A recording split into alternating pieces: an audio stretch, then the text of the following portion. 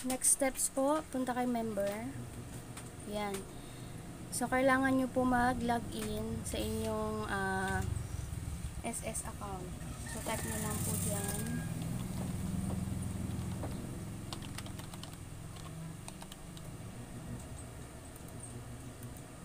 Tapos, password.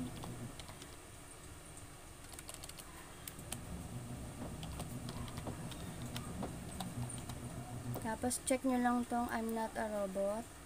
Submit. So, makikita nyo na po yung account. Punta po kayo ng e-service. Mag-a-apply muna kayo. Mag-ano muna kayo ng disbursement account enrollment module. So, click nyo po yan. Tapos, i-check nyo lang po ito, I certify, tapos proceed. Tapos, ilalagay nyo po bank. Dito po kasi sa e-wallet, may mga nakalagay dyan na option. GCash, Paymaya, DBT, GCash. Kaya lang kasi pag salary loan, hindi po muna sila nagpapa-GCash. So, enroll po kayo ng bangko. Select nyo yung bank na pinag-anuhan nyo. So, BDO. Yan. Account number. So, account number ay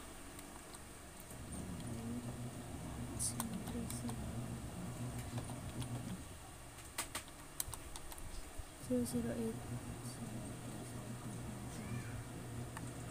Confirm. Uulitin nyo lang po yan.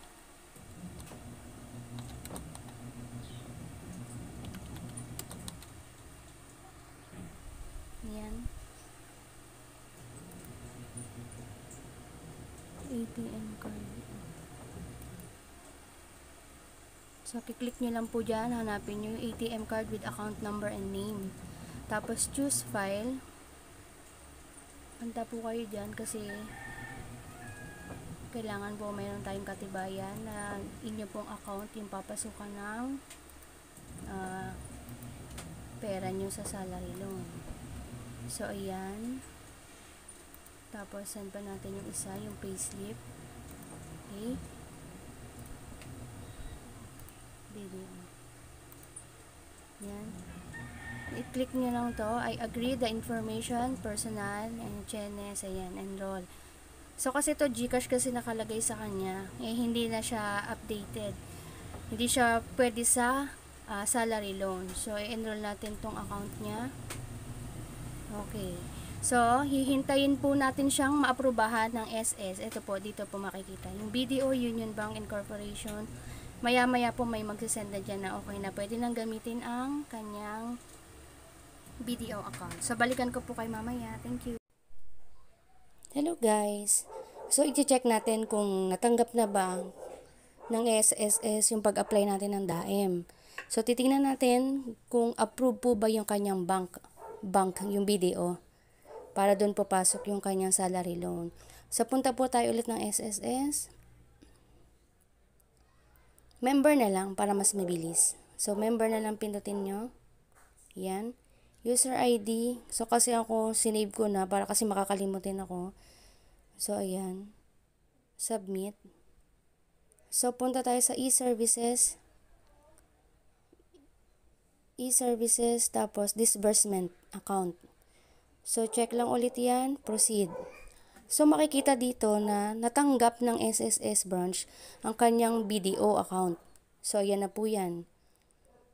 So, punta po tayo.